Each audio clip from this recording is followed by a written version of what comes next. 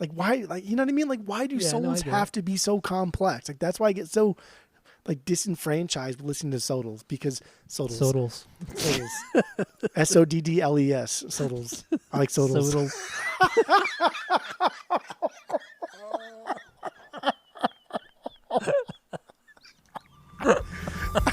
I like Sodals.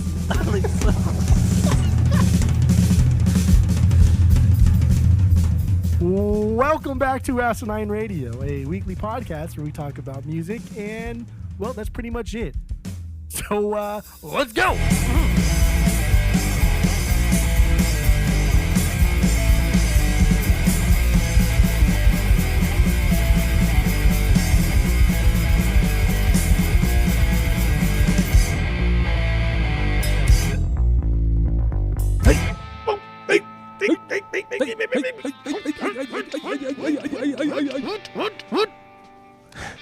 Damn, we're annoying. We are fucking annoying. This is Asinine Radio. This is the weekly music podcast where every week we get into a different album from a different band or artist, and we break down the record, we do a bunch of research, and then we kind of break it down and we give you like the cliff notes of the making of these records and bands or whatever. If you didn't already know, my name is Tyler, and way out there, hundreds of miles away, is Jeff. While you're listening, go to Apple Podcasts, go to Spotify, give us 5 stars on each of those apps, or even just one of them. I don't care. Just give us 5 stars. Don't be a Bocephus. Don't be like that asshole and give us 1 star. Idiot. Well, also, while you're listening, because I know you have nothing better to do, that's why you're listening to this podcast, go follow us on all the social medias, Twitter, Instagram, Facebook, whatever, at Asinine Radio. We have a Discord server. If you want to join that, hit us up. We'll send you the link. And we have a phone number you can call, shoot us a text. Or give us a call, shoot us a text. There we go. Pod talking is hard. Mm-hmm. The phone number is 503-893-5307. So get into that. And I guess, let's get right into the album. So what are we doing today, Jeff? Go. We are doing MC5's album. Is this called MC5 or is this called Kick Out the... I think it's called Kick Out the Jams. Kick Out the Jams. Damn, we are prepared. Here we go. All right, Jeff. Now that we got that out of the way, what are our origin stories? What's your origin story? What? Wow. What is your origin story with MC5? Go. So my origin story is from Rage Against the Machine. I did not know who MC5 was until I heard Rage Against the Machine's Renegades of Funk. And that's, I don't know, that's really how I heard it. And then I had not listened to anything by them, I mean MC5, outside of just Kick Out the Jams until like pretty recently, like in the past like 5 to 10 years. Damn, really? Shit. Yeah.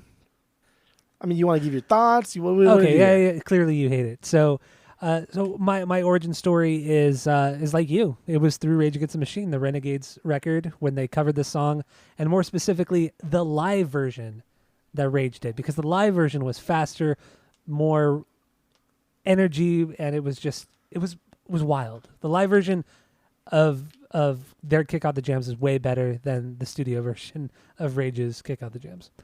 But that was the first time I ever heard the song, and then pretty much after I got that CD, I looked up every band that was on it, and this was my favorite song off of Renegade. So this is like the first one I gravitated towards, and I went to Best Buy. I got this record, the Kick Out the Jams record. So I'm maybe 7th grade, so we were 12 or 13 when I got this record, and then and then I dug it so much, and then I went and got Back in the USA from the warehouse maybe like a month later. And and then so I had those 2 CDs, and I still have them somewhere, like in a box or a tub or something. But yeah, man, that's my origin story is Rage Against the Machine. So we have the same thing going. It's very interesting that Renegades album really pushed us deeper into genres that we were interested in as kids. Because this is before high school. Because I think that album came out like, I think the year 2000. Yeah. We were, right? I mean, we were 7th grade, so yeah, that makes... We for sure were not high school. We for sure middle school. Yeah, so I was listening to a lot of, I was into a lot of hip hop, and like the EPMD cover, I'm housing, like that pushed me to get into the late 80s and then pre-gangster rap, early 90s era of hip hop.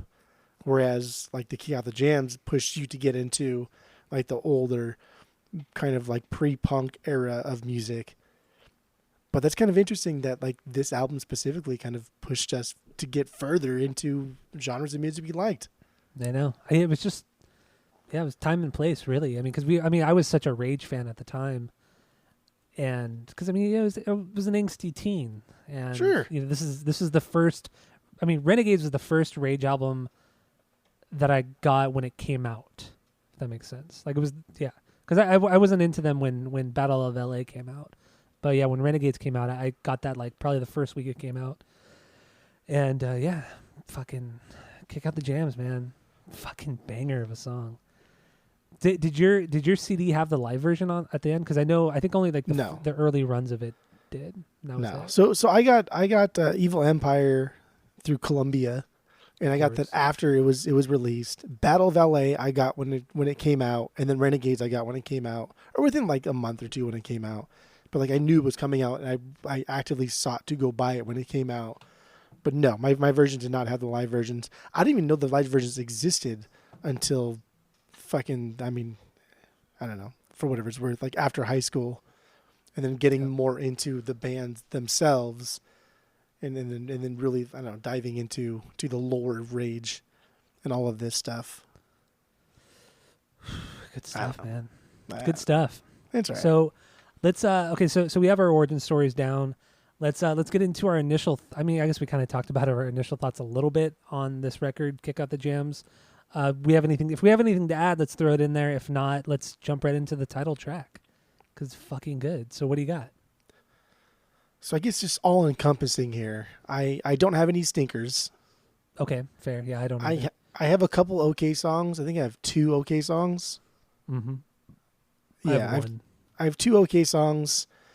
But even then, I mean, we're talking like these are good filler songs. Like this is like top notch filler. Yeah, so, seriously. What are your 2 okay songs? They're back to back. Rocket Reducer number 62, Rama Lama Fa Fa, and then really? Borderline. Okay. Borderline, like the Madonna song. Borderline is my only okay song. Everything else is a banger on here. So, so then let's jump in. I mean, because we don't have to talk about Borderline really at all if we don't want to or need to. Borderline. The Madonna song or this one? That's fine. No, yeah, we don't talk about Borderline. It's dude, I will say though, overall, man, these lyrics are shit. Like this is god damn, man, these are like shit fucking lyrics. And they're laughable. Fucking laughable. I was how shocked. bad these lyrics are. Considering this band is always like talked about as being like really politically driven and so inspirational, which they are a lot of people taking inspiration from them, but I mean the politics must be outside of the music because yeah, dude, there is nothing here lyrically. It's trash. I mean, not trash. Well, it's no. Good. Some of these lyrics are trash. Like Borderline, trash. There's several other ones that are just fucking trash. They're all about fucking girls. It's every song. Almost every song is about that. And I mean, one of my bangers is about like it's fucking weird. It's just bizarre and weird. But yeah, so title track, Kick Out the Jams. So like overall, MC5, I know these guys as like the originators of punk music. Kick Out the Jams, I know is an iconic song, and these guys with like the Stooges, and I've listened to the Stooges' first 2 albums, and I don't hear MC5 in them. Like MC5 for sure are like the originators of punk music here. Like these are fast, aggressive songs that are kind of sloppy. And the more I listen to live stuff this week, and they have a song called Black to Calm. Black to Calm, COMM. I don't know what it is, but besides like Kick Out the Jams, this is like fan favorite stuff. And they close out a lot of their shows with this song called Black to Calm, and like this is a live band. This is a band that you have to just hear live because these studio albums you could take them out of existence because they don't mean anything compared to their live sound, the way they play things live. And the Black to Calm is a perfect example because It's incredibly wild. It's incredibly sloppy, but it's so energetic. And they frequently play over 10 minutes of that song, and it's a route. It's insane. It's super fun. And there's a lot of albums, like live albums that they put out, or any label put out, well after their disbandment. And Black to Calm is frequently like a closer of them. But MC5 is a band. Man, I don't think I've ever experienced a band like MC5. I really don't, because they're so bizarre.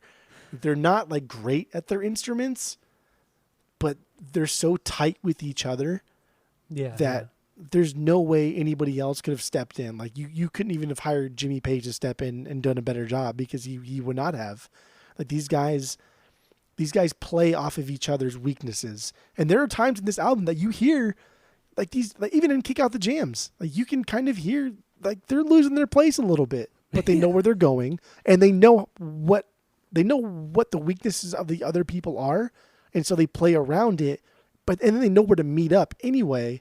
And so it all falls into place. And then like that, you just don't get that a lot. You don't get that a lot with live music, because live music, especially on album, is very polished. It's been practiced 1,000 times. And that's why we're recording it live, is so you can get a good sense of what we're like live, but we also want to put out a good product. Kick Out the Jams was like a shit product that got put out. And the sound quality's not very good. Like nothing about this is very good on its own. But you add all these things together and you're just like, wow, this is unreal. This is something like I've never heard before. Even this week, I was blown away by this. Talk about being like so like ahead of punk rock, like putting out like not even like Sex Pistols, Ramones, Clash, the big three. You know, they never put out like this sloppy of a live record as their debut. Like just doing that is so ahead of its time by it's so sloppy. 8 years. So yeah. This album is fucking rad, and there are moments on this record that are very jazz influence. Not just the last song, but how they play and how they kind of intermingle with each other musically. Because there are parts that sound like it's gonna fall apart, or that just don't really make sense. And in that, it's kind of almost It's almost like free jazz or avant-garde. It's cool, man. Like they took so it's like they took their influences, not knowing how to play like proper jazz, and just kind of playing what they think is what the like Sun Ra is playing or Coltrane is playing, whatever, you know. That's kind of what it is. But they have no idea what the fuck they're doing. No.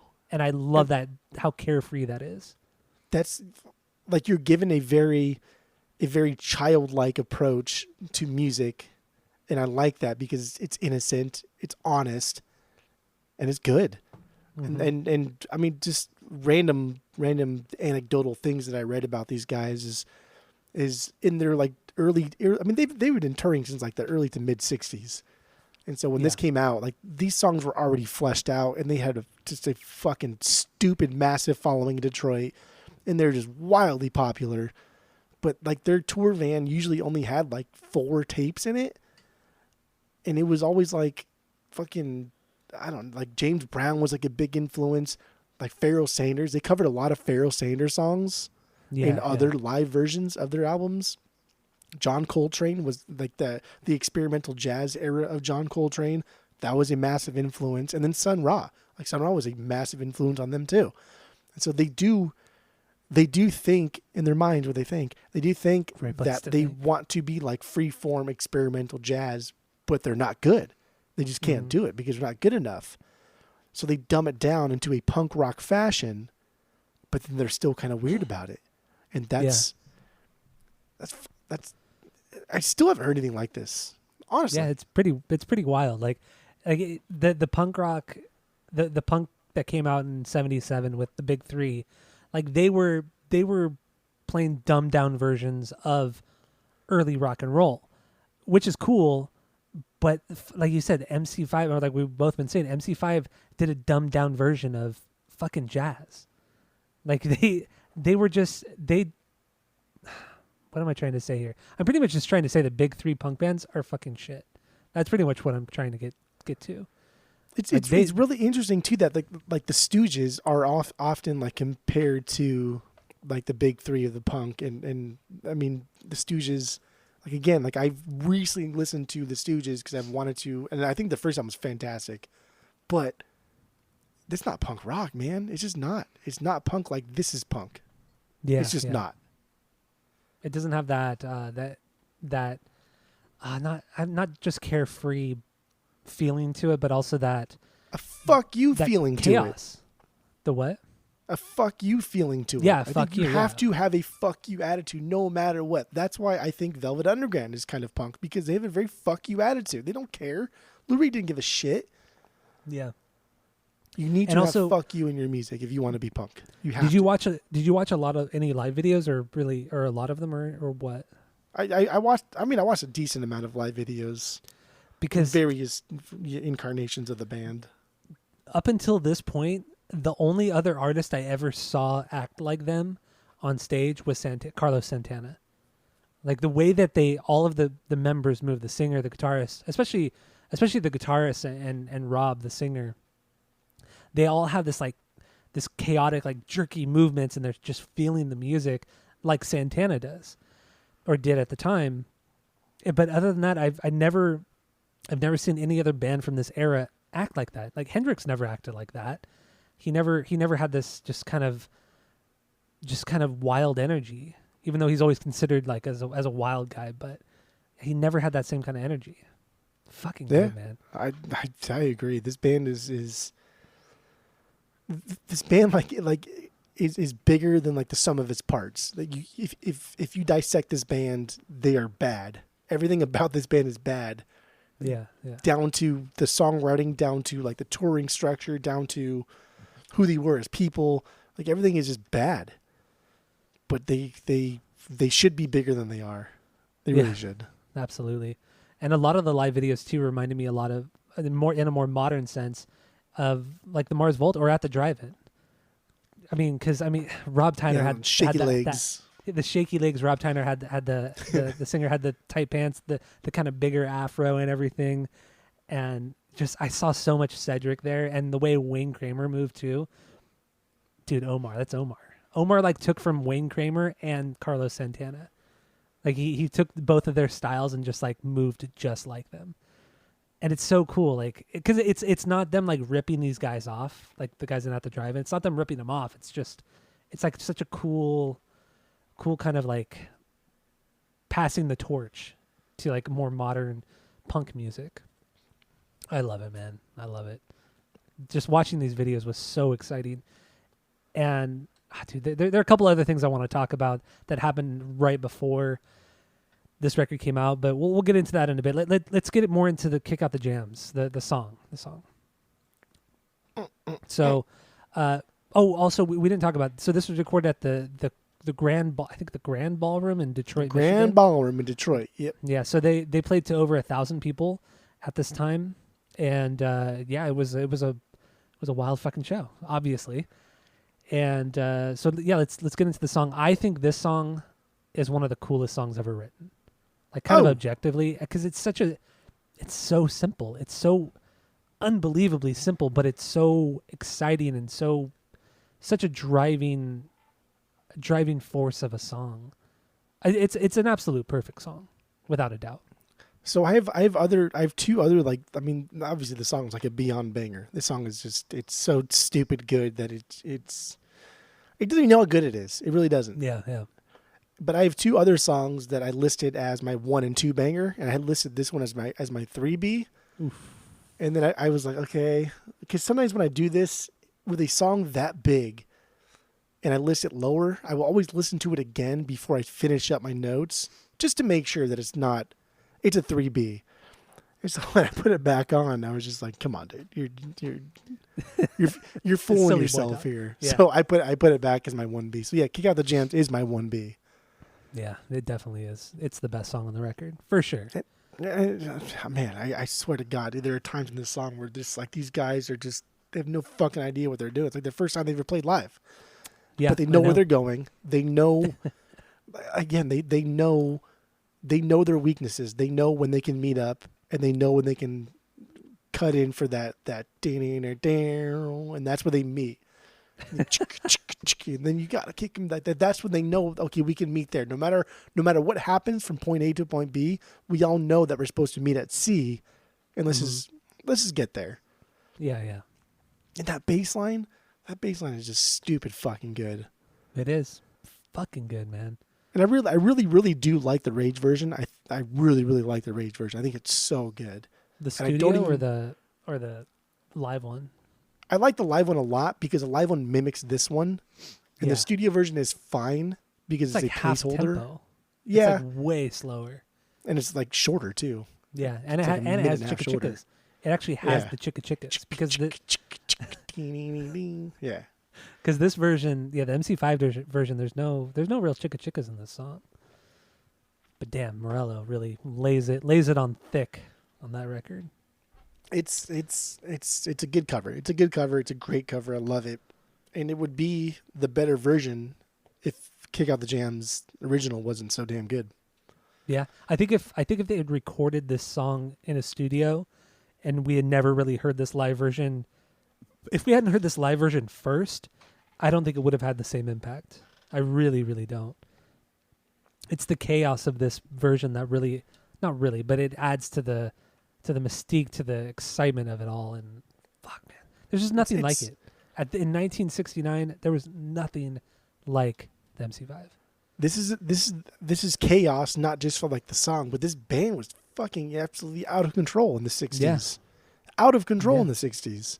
They put out the 3 records in 4 years before breaking up because, a lot of drug use, a lot of alcohol, and we can get more into that. They were plagued to begin with because, even like the Grand Ballroom. The Grand Ballroom itself was set up by some businessman, but he was like a big member in the Jewish community.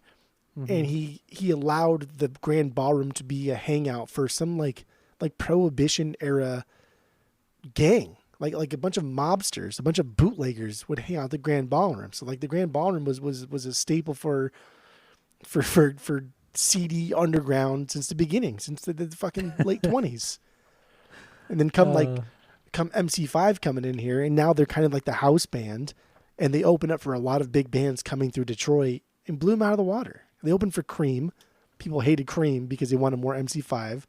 Makes sense, though. It's silly boy talk. Yeah. They opened up for like Big Brother and the Holding Company. People hated them because they want more MC5. That's just crazy. That's absolutely crazy. Like I said in the rankings episode, I couldn't really find anything where MC5 ever played with Grand Funk. I don't know if they ever played shows. I didn't see it either. I didn't find anything. And that just doesn't make any sense to me. They're both from Detroit. I don't know how there's not really any documentation that they played together. I think because Grand Funk had more money up front. Elektra barely signed MC5, barely, and they gave him very, very little to no money to and quickly tour. Dropped them. Yeah, to put out an album and then quickly drop them. Whereas Grand Funk was set up to be a Beatles killer, right? They were set up to be like an arena band to rival Zeppelin, to rival Beatles. Like Grand Funk sold out Shea Stadium before the Beatles did. Yeah. Like that was like the massive feat in the day. So I think Grand Funk was just bigger because they had more money, because the label put more money into them. And Elektra had barely accessible too. They're more. Than MC5. I know MC5's first album is pretty accessible, and their second album for sure is very 70s hard rock sounding. It's fine. Yeah. But like Elektra had barely scratched the surface of anything outside of the norm. They just signed like the Doors. So like the Doors' first album was late 60s, and that's psychedelic stuff. So Elektra is still kind of like new in the game here, and they just didn't know what they were getting themselves into, which they should have though, because MC5 was getting kicked out of fucking places left and right in the 60s. They were, yeah. They were getting booted everywhere. Okay, after they got dropped from Elektra, I know Atlanta Records picked them up. I think Atlanta picked them up as well as the Stooges at the same time, right? Or was it Elektra that picked up the Stooges and MC5 at the same time? I don't remember. Atlantic picked up MC5 after Elektra dropped them. Yeah, I know that. But Yeah. but there was a point where one of those two labels picked up MC5 and the Stooges at the same time. I don't remember which album, which label it was, but I know that's how the history went. Even though the It might MC5 were have. doing it before the Stooges were. I mean, they barely. It wasn't that much Yeah, it wasn't that before, much. but they did it better because, like I said, the first Stooges album is not like this live MC5 album. It's just not. Yeah, It's just not. It's not. I don't care. It's not. So let's get into why they were dropped from Elektra Records. So what do you got on this one? Well, this. I mean, I guess we can go back a little bit because this story's funny, but there's also a lot of other funny stories that Oh, yeah. happened with these guys, and they used to open for the Velvet Underground Mhm. several times in the late '60s at this place called the Boston Tea Party. It's this music venue, and I guess while they were playing, a member from something I've never heard of until this week, but a member from Up Against the Wall Motherfuckers, that party, that radical party, Oh, went yeah, on yeah. stage and encouraged the audience to tear the place down and take it to the streets. MC5 got banned, and even like I think the guitar player for Velvet Underground was like, I don't know what the fuck that was. That was crazy. Don't do that. So that was funny. Bunch But of then like pussies. weeks later, at another MC5 concert at the Fillmore, that Up Against the Wall Motherfuckers, they beat up Bill Graham, who Bill Graham owned the Fillmore, both East and West. They beat him up, Jesus. like beat his ass, and they fucking like broke his nose and like really like did some damage to him. But then Bill Yeah. Graham said, "You're banned from all my venues. You cannot play any of my venues ever again." So within like weeks, they got banned from two major venues in like the mid to eastern United States. And this is Yeah. all before 1970. This is all before 1969. Like this is before their debut album even come out. They're already causing problems. Yeah, and not only, I mean, on top of that, they were big supporters of the Black Panther movement, to the point where they were, they were doing like kind of benefits, and they were really helping out that movement, and they even started the White Panther movement. So they were that ingrained into the civil rights movement, Well, and that stems from their boy John Sinclair. John Sinclair yeah, is one of the guys that started the White Panthers, yeah, and then he kind of like took them under his wing and introduced them to just all of this political ideals. And eventually he would get too radical for them and they would kind of like part ways. But that's, man, like this that's a era, ballsy move. this era and this kind of this subculture of the counterculture movement is fascinating because there's a lot of aggression. There's a lot of aggression from like music, from poets, from this kind of community. Yeah, and I feel like MC5 were the biggest one to come out of that violent culture. Even though I don't think they themselves were necessarily violent, it's just what they kind of rallied behind were more violent ideologies and movements and stuff. I see. I don't know. I don't. I mean, it's hard to say because we weren't there, but I mean, the whole like counterculture movement in general has been highly criticized because the hippie culture, people hate hippies, yeah, not because they're lazy, but because like the privilege that, middle class white people have to leave their homes and go live off the land, smoke pot all day, knowing they can just go home at any point to their families, to a job or whatever. Like that's not, like that's why it's criticized, because they still don't know what it's like to be oppressed. yeah, And there's true. massive things going on in the 60s here, especially in Detroit. There's one of the biggest riots in U.S. history had just happened. And the 60s were a really, really cool time, a really good time for like growth in America, but also some of like the worst things that this country's ever seen. It was a crazy decade. When you really think about it, we had a U.S. president assassinated. We had the civil rights movement. We had the counterculture of the hippie. We had Woodstock. We had the landing of the first man on the moon. The 1960s were fucking insane.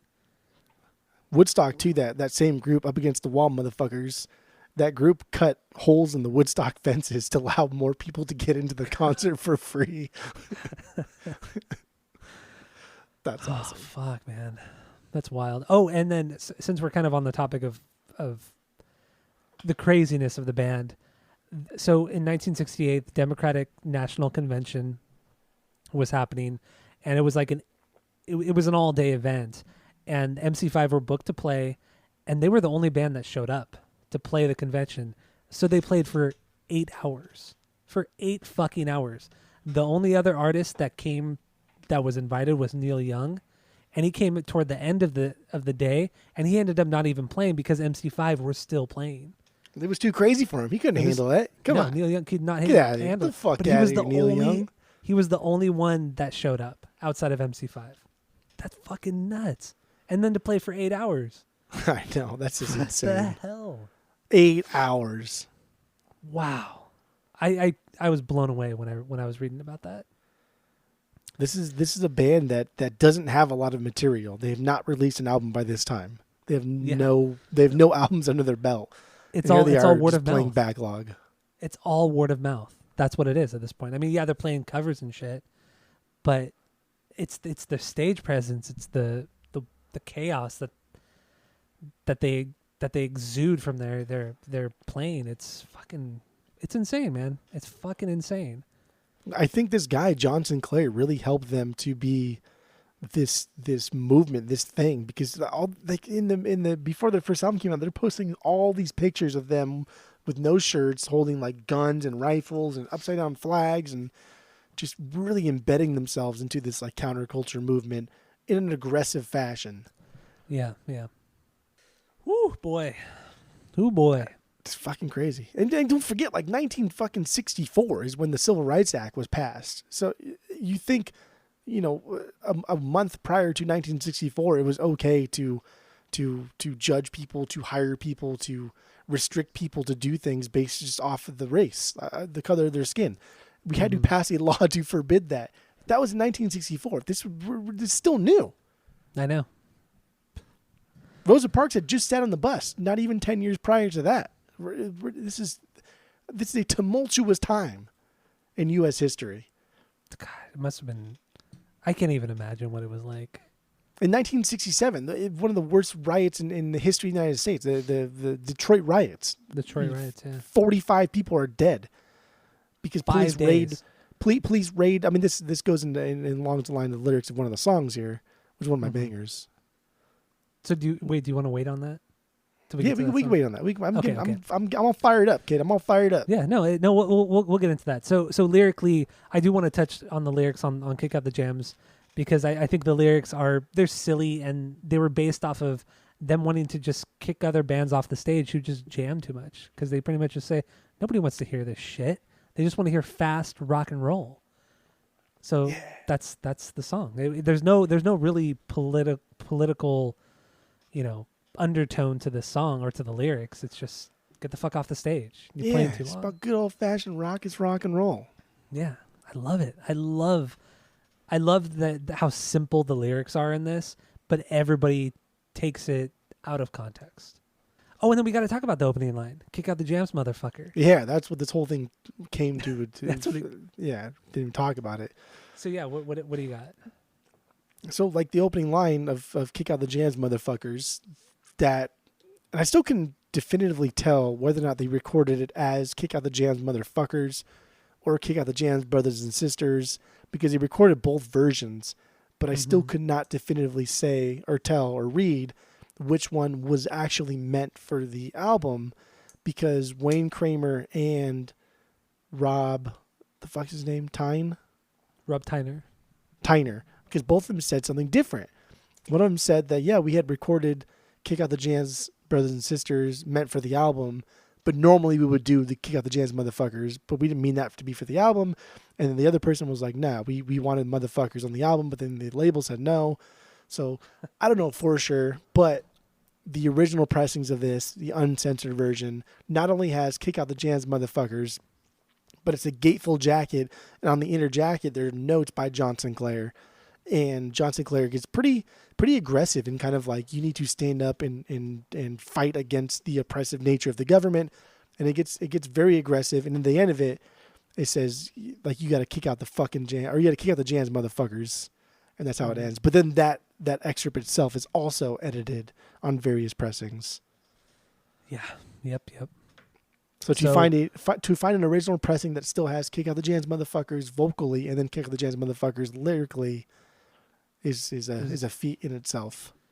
Yeah, so I have this record on vinyl, and my version is the censored version. He does say brothers and sisters, so that's the one. You're talking a difference between like a $10 to $15 vinyl to like a $75 to $85 version. Yeah.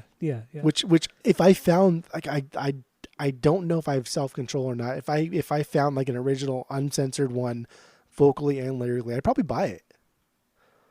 I mean, probably would. At this point in our collecting career, I think I would buy an OG. Even if it was like $70.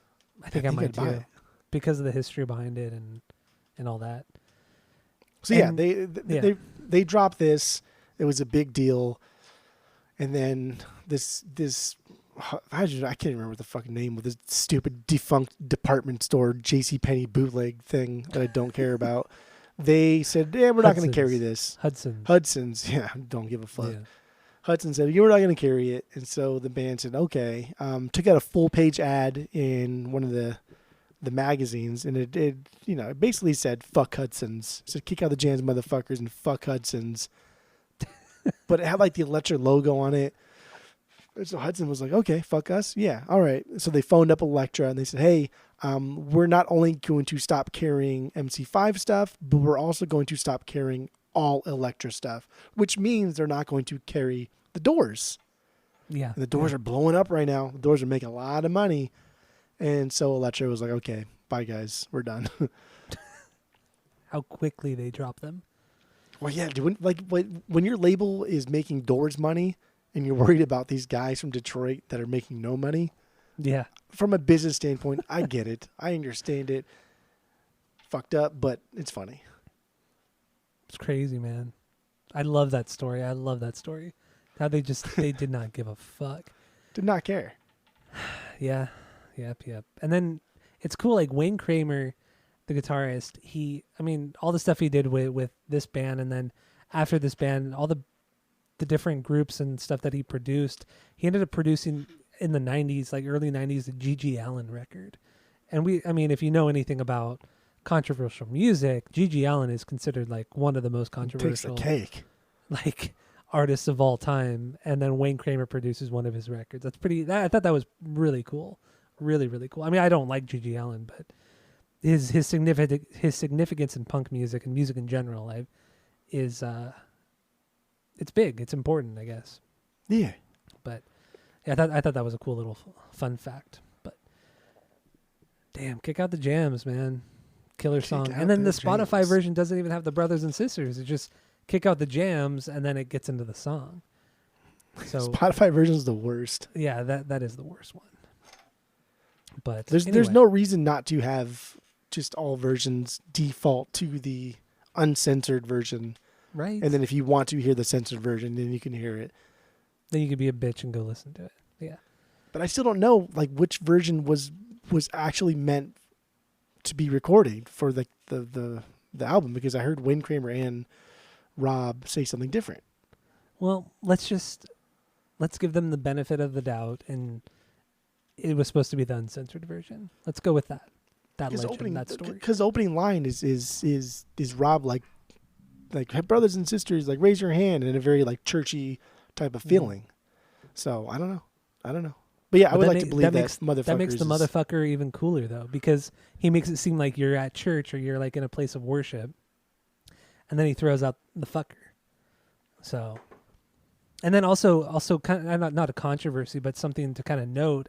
That same year, Jefferson Airplane put out a song with the word motherfucker in it as well, but it never got the same sort of attention that this song did.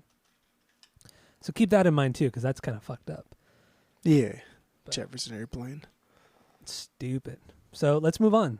Let's get into your 2B, your second banger. What do you got?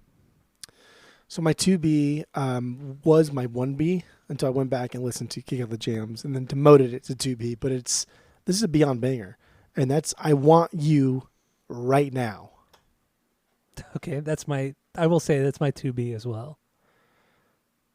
That is my 2B. This It's was my fucking good. 1B. This was I was just like, wow, man, this is heavy metal. We are listening to heavy metal music right now, Yeah, and yeah, they don't even know it. Black Sabbath doesn't even know it because this is not a 1969 song that they wrote for this album. This is a song they've been playing for years prior to this. yeah. So Yeah. we are hearing a band essentially start punk rock. We are hearing a band start heavy metal. We are hearing a band do so many different genres that they don't even understand, that they won't even be around for to really appreciate the full extent of I what's know. happening. Like these guys could have toured with Deep Purple. They could have opened for Sabbath. They could have opened for anybody. They could have opened for anybody. But they were I don't want to say forgotten for years, but I guess they were forgotten for years. Yeah, I mean And it sucks. this one gets deep. This one gets deep. It chugs pretty damn good. I mean, again, you down-tune these guitars a little bit, dress them up all black attire, maybe put like a pentagram behind them. You got Sabbath. I know. It's, I put that too. I said the big heavy riffs are Tony Iommi. The drums sound like Bill Ward. They're very kind of like big, bombastic sounding drums, and even his vocal delivery is similar to Ozzy in the very early days of Sabbath. On that first Sabbath record, just the way Ozzy sings and the way that Rob sings on this record are so similar. And then there are moments also when Rob sings like in a higher octave. It reminds me a lot of Robert Plant, and I thought that was really rad. Because I mean, all these bands came out at the same time, really, in yeah. the late '60s. The difference, see, like the difference is that MC5 had been touring for a solid 4 or 5 years. They've been playing these shows. They've been playing these songs for a solid 4 to 5 years. But they've been a band for 8 years. Whereas like a band like Zeppelin, Sabbath, had been a band for X amount of years, and then immediately started to tour and play songs, but release an album within like a year of them forming. Whereas these guys have been working on these songs for fucking 7 years. So they've been playing this song 4 years prior to Zeppelin or Sabbath dropping heavy metal onto the masses. It's pretty fucking wild. I mean, just the similarities to Sabbath just blows me away. I mean, honestly, I could it's not crazy. fucking believe how heavy and chuggy this was. So I know this wasn't written by them. It was written by two people named Colin Frechter and Larry Page. But there's really not much written about these No. people. There's really nothing. So I don't like, even when you go onto like their Wikipedia or whatever, it doesn't even mention the song. Like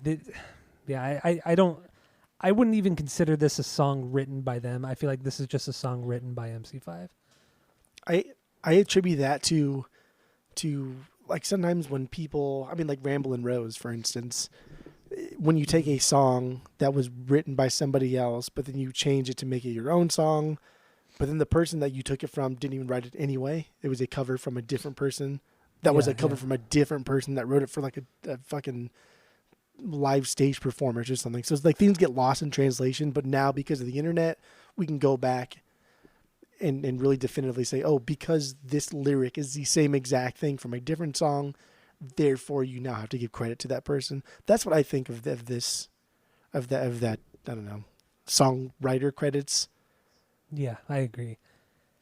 Because I highly that's what I'm doubt. choosing to believe. This song "Ramblin' Rose" are even sound similar in the slightest. And I even tried looking up "I Want You Right Now," and I put like those two songwriters in there, and there's nothing. No. I couldn't find anything.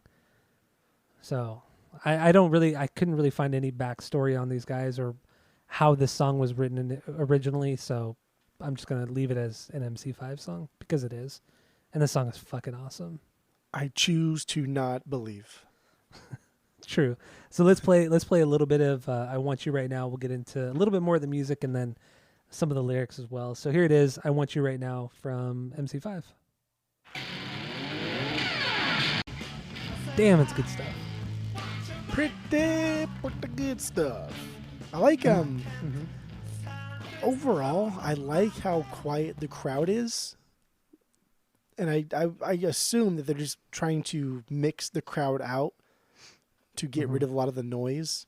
But there's sometimes when the mics are picking up like subtle feedback or subtle noises from the vocalist, and you still don't hear the crowd. And so there's no way for them to mix that out, because you would never, if the crowd is constantly making noise, it's still going to come through in the mix. You're still going to hear it. True. But you don't hear the crowd a lot. So I'm wondering, like, these crowds just fucking know. Like, they know that when these guys are going crazy, just shut the fuck up and watch. Enjoy it. Right? Enjoy They're probably the all shit in. show. They're probably all in awe just watching them play. They have to be. They have to be, because there's no way, if this crowd was not quiet, you would hear it. You would hear it in some of these parts where his voice is kind of like trailing off. Like, you would hear the crowd. You would hear background noise, and you don't. So they are sitting back in awe of how amazing this album is, or being recorded is. Yeah. It was recorded for 2 nights. Yeah, it was. It was. Like it's like we said in the Grand Ballroom in Detroit. Oh, I also wanted to mention too. So this album was recorded, like over 1,000 people were there, and sadly, they played one of their last shows at that same venue in 1973. Yeah, it was 1973, and only a couple dozen people were there. Yeah. Wayne That Kramer is like fucking stormed off stage because he's all mad. Yeah, after 2 songs, he was so pissed he left the stage. That's Like, insane. come on, man. Like, what do you expect though? Yeah, after being so controversial, yeah. After being so controversial, after fucking a ridiculous battle with drug addiction for many, many years, you come back on stage and what? Like, everyone's just supposed to just come back and pick up where they left off? Like, come on. That's silly. Damn, can you imagine just working so hard and just building that fan base for, 7, 8 years, and then you come, or 7 years, and then you come back and play that same venue only a few years later, and you only draw a few dozen people? I mean, that's a pretty big hit to anybody's ego. Because That honestly, sucks. like, I think their studio albums are good, Yeah. but again, we're just like Grand Funk is doing it the same sound better to more people. Everybody else is doing the same sound. Now we have Sabbath dropping albums in the early 70s. Zeppelin True. has finally hit their stride in the early 70s. Like, come on, guys. Yeah. Eh. And they've also, been banned from half the country's venues. So there's So that as good. well. Fucking love it. So awesome. I know. I think that's so rad. So yeah, I Want You Right Now. I mean, what's really cool about this song too is the kind of build-ups and the ups and downs of the song too. This is almost like a kind of prog rock song. Not jammy in any real sense, but just kind of the way it's built, structured. Yeah. I agree. I really like this song. It's fucking good. When they drop back into the main riff, like they make it insanely heavy. They come in hard. Yeah. And I like that, because the riff is good. The riff is fantastic. It is. I mean, honestly, obviously, it's not like Tony Iommi level, kind of like that those iconic riffs. But dude, this is definitely the predecessor of that for sure. This is the template of what heavy metal was going to be. Yeah, it's just MC5, man. Talk about just an underrated band. It's unbelievable. It's unbelievable. They deserve so much more credit, and especially the Sex Pistols, especially the Ramones, and even the Clash. I mean, they're just brushed under the rug way too much. It sucks. I agree. But anyway, do we have anything left on I Want You Right Now? No, that's it. That's all. I mean, lyrically, there's not really anything here. There's not a ton. I wrote, I Want You Right Now is about wanting somebody. Yeah, just wanting a girl so he can sleep with her. That's it. That's what I put. Yeah. Stupid. And then, I mean, like, I do want to say there's nothing wrong with that. It's fine. Yeah, yeah. But like, don't expect me to sit here and pretend like your lyrics are anything deeper than just childhood lust. True, true. Oh man. Okay, so then what's your 3B? So this was my 2B until I went back and listened to Kick Out the Jams again. This is these are the only two songs that were ahead of Kick Out the Jams before I went back and listened to it again and reaffirmed that that song is perfect. But Motor City is Burning. Dude, that's my 3B. That's my 3B too. That was my 2B. But this is my 3B. Dude, we are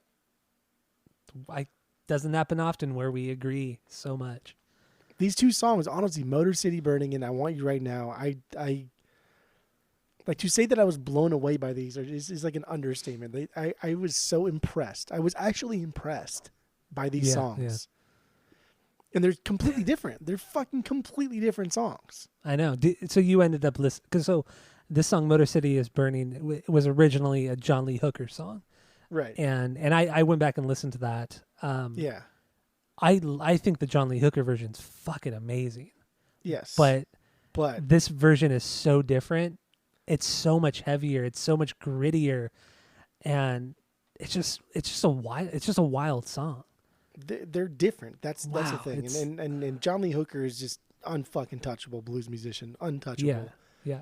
But they are different. They're different, even though they're kind of saying the same thing. They're different in how they're worrying about like societal issues. And Motor City Burning is just the way. I guess the route MC5 took it is more of like a call to arms, more of like a let's do this. They can't fucking stop us. Let's do this kind of approach. And I like that. Yeah. And I love it because I mean it opens up with another calling out of like the rich elite, right? Calls them honkies. That's fucking hilarious. I love that. But this is a clear as day blues song. It's without a doubt. That's what it is. But it's got a good bluesy drum shuffle. It's got some good lead parts. The bass staying true to the rhythm. Everything is textbook. Everything is textbook, but you can tell these guys aren't that great. Yeah. And that's where it kind of, I don't want to say falls apart, but that like their amateur style starts to bleed through slowly. And like the first guitar solo, the way he climbs on the guitar while bending the notes is rad. And I time-stamped it. It's at 150. Ooh. Because it's amazing. Usually we'd hear some type of like scale, right? That ends on the octave note and it continues the solo in 1 or 2, 3 octaves higher. But here it's like dumbed down to just single notes and he's just bending them. You go, ree, ree, ree, ree. Like that's so dumb. That's so bad. Yeah. But like what that is doing is that's eliminating all fluff. That's eliminating all filler and is giving us 5 notes to hold on to. And like, isn't that what really like punk rock is about?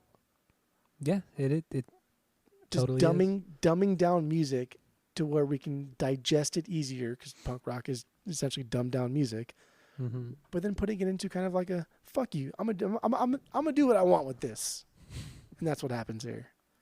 And the second solo is way cool too because both guitars are getting into it now. Right, they're both doing something. The lead is soloing. But the rhythm is just wailing away on those mini chords, and it just sounds like shit. It sounds like shit. It's terrible. There's so many fucking noises going on. It does, but I love just how disgusting it sounds. Like it just sounds so beautiful. Like I mean, I don't want to say maybe not beautiful, but the charm behind it it's I love it. It really reminds me of when we used to practice and we used to jam, and our most favorite parts were the ones where we all just play whatever the fuck we want, like that go, and then like that thing. Yeah. And we all just have a good time, but we know when to come in. We know when to reel it in. We know when to come in because we practice so many times together. Yeah, and you, me, Mike, Grant, and Joe. We're all just noodling and going off and looking at each other and smiling and giggling and just having a good time. We all would have this giant grin on our face, like, oh, we're having so much fun. Like we couldn't contain our excitement. Yeah. But then we know when to reel it in. We know exactly when to come in at the end and then finally finish the song. But that middle part was madness. And it was so much fun. And that's what that second solo reminds me of. It's just two guys I probably that. looking at each other, goofing around, smiling, thinking like, dude, this sounds dope, but it sounds like shit. Just having like a good time. God, it's so good. Yeah, it's fucking rad. I never really thought of it in that way, but makes me like it even more now. That's cool. Dude, this Right? song is super. Yeah, it makes sense. It makes sense. Couple buds having a good time. Yeah, couple I'm dudes telling you just though, shitting around. that first solo, man, those little bends. Should I just start with that solo? And we got a lot to talk about here. So if you want to just play the solo, I stamped it at 150. That's like 5 seconds before the solo starts. Okay, all right. Yeah, I'll start. I'll start the song. I'll play the song and I'll start it at that moment. So here it is. Motor City is Burning from MC5. Some other. What do you think of that solo though? That me. No, I love it. I love how kind of amateur it does sound, but it gives the song so much character, especially coming off of the John Lee Hooker one, which, you know, is so perfect. Because I mean, John Lee Hooker, like you said, the guy fucking touchable. Yeah, you can't fuck with him. His style, his tone, dude, especially his tone, and the tone in his version of this song. Oh my God, dude, talk about just the tone that any clean guitar player would want in their sound. I mean, it's just perfect. It's beyond perfect. But I just love the simplicity that Wayne Kramer throws into this. It's perfect. It's what the song needs. Just because I'm not a great guitar player, when I jam, that's the type of solo that I would do. Because I'm not going to go do. Yeah, you're not going to play all these crazy scales. Because I just physically cannot, and I don't want to put in the time to be able to do it. So therefore, I would just go meow meow meow meow, and I would laugh. I would like that was acceptable. We can now move forward, and I'm happy with that. And that's like why, like you know what I mean? Like why do solos have to be so complex? Like that's why I get so like disenfranchised with listening to sodals because sodals. SODDLES sodals. I like sodals.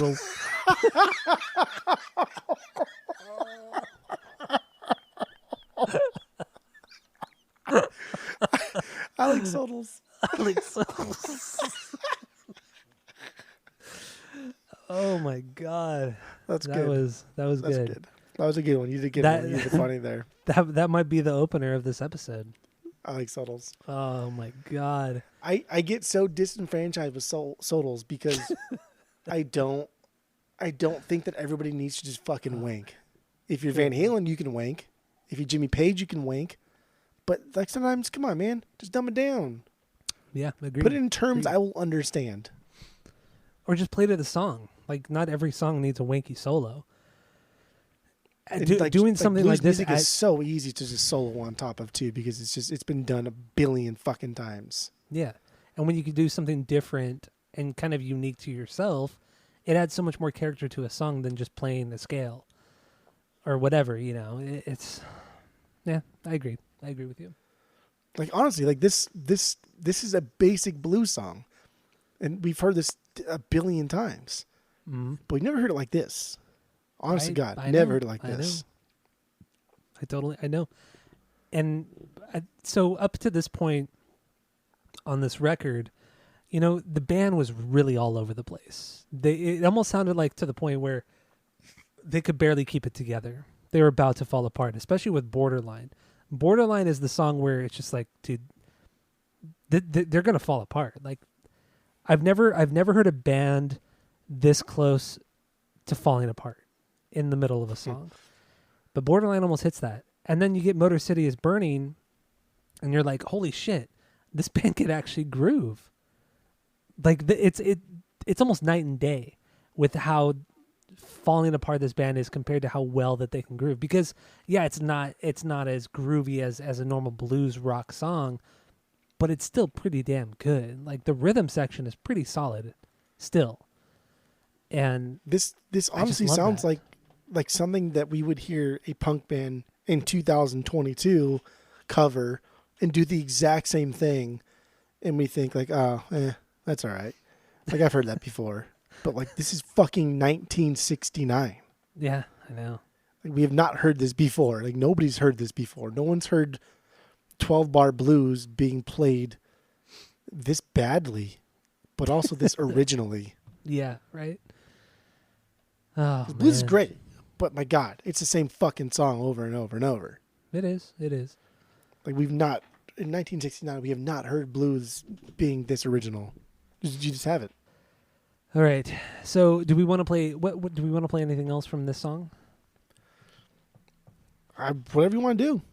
I mean, Play more and talk about it. I got a lot of notes written for the lyrics. Whatever you want to do. That's what I'm saying. Like, should we just jump into the lyrics and get into the riots and all that kind of stuff? Yeah, let's get into it. Okay. So, just real quick, because I think you probably have a little bit more notes than I do written on this, but this song is about the 1967 Detroit riots, 5-day riot, one of the biggest riots in U.S. history, only to be surpassed by the 1992 Rodney King riots. And prior to this, I think the biggest riot was in New York in 1836, maybe, the Civil War draft. And yeah. So, yeah, take it away, I guess, right? Yeah, I mean, like lyrically, it's about Detroit being torn apart. Like on a macro level, it's a small glimpse into like the racial tensions in big cities in the U.S. Like the lyrics, like you said, revolve around a riot that broke out in '67. Like we mentioned earlier, like dude, 3 years prior to this, 4, 5, 6, 3 years prior to this, is we had to pass a bill banning people from discriminating against race. Like we had to actually physically tell people this with your mouth. You cannot do this. You know what I mean? That's like, come on. Whatever. And then like prior to that, not even again, like I like bringing the Rosa Parks things up because it's fucking insane to me. Like the actual story of what she did and didn't do. Like 10 years even prior to that, like she just fucking sat down on a bus after working her ass off all day, and then wouldn't move because she was tired, and then got arrested for it. Like this is this is absolutely insane to me, and it's not that long ago. This is not that long ago, and so. You know, police raid in the 1967 hour. Police raid an after-hours bar, and they were there like celebrating people coming home from the Vietnam War. Tensions were high because it was like a predominantly black bar, and everybody in there was African American. So tensions were high, and a riot broke out because the police pulled everybody out and decided to arrest everybody. Because, you know, it's 3 a.m. and everyone's drinking and having a good time because they didn't fucking die in Vietnam. So, let's arrest them. Also, one of the excuses for raiding the bar was because it was an unlicensed bar. And the bar was called the Blind Pig. Oh, my God. That was like the biggest thing that I took away from this just because it's so stupid and I love it so much. I didn't know this story of like why speakeasies are called like the Blind Pig or the Blind Tiger or the Blind anything. Yeah, I didn't really know that either. Yeah, or realize it's because like during like Prohibition, blind pigs, you would pay money to go see something crazy, like come see the Blind Pig, and pay us $10 and you get a free beer, and that's like early days. That's how they like circumvent the Prohibition era stuff. Is you pay money for something else, but then get a free beer. And then they made me think of like Russian River and Blind Pig, and I was like, oh wow, I like that even more now.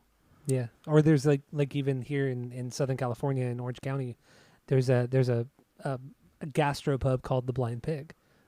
Oh, expensive, so cool. Expensive gastropub that sells mediocre food, but sells a lot of like craft beer and shit. Oh, that's so cool. So that's a thing. I love that. That's kind of how I know it. Yeah, that's awesome.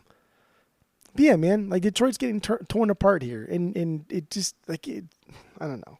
Again, like hindsight's going to be easier here because we can sit back on our pedestal and say, oh yeah, obviously this was going to happen. But with like the influx of African Americans moving away from the South and upward into the United States into these big cities from the early 1900s into now, there's no housing. These people are escaping like these harsh Jim Crow laws, and they're going upwards into like Chicago, into Detroit. There's no fucking housing for these people.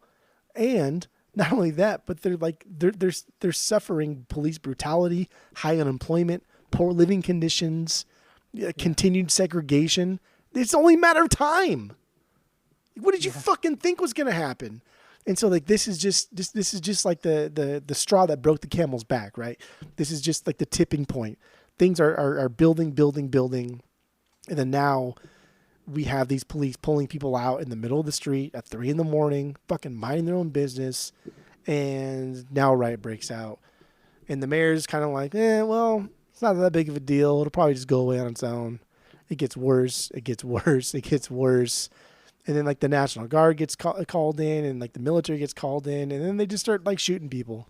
Just fucking, it's fucking insane. At some point, a tank gets brought in and just starts unloading like a 50 cal machine gun into like a building and kills some like 4-year-old girl hiding from said tank. And it's just, they're just indiscriminately firing into buildings at this point. And this is America, 1967. This is the height of the hippie movement. This is the summer of love, 1967. 1967 is the summer of love. And It's that insane.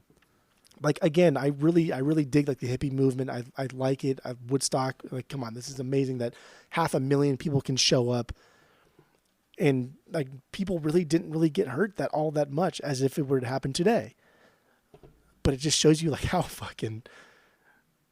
disillusioned America was in 1967 to think that, oh yeah, the summer of love. Like, what are you talking about, dude? Like the civil rights in 1967, there were riots all over the U.S. People were dying left and right, predominantly African American.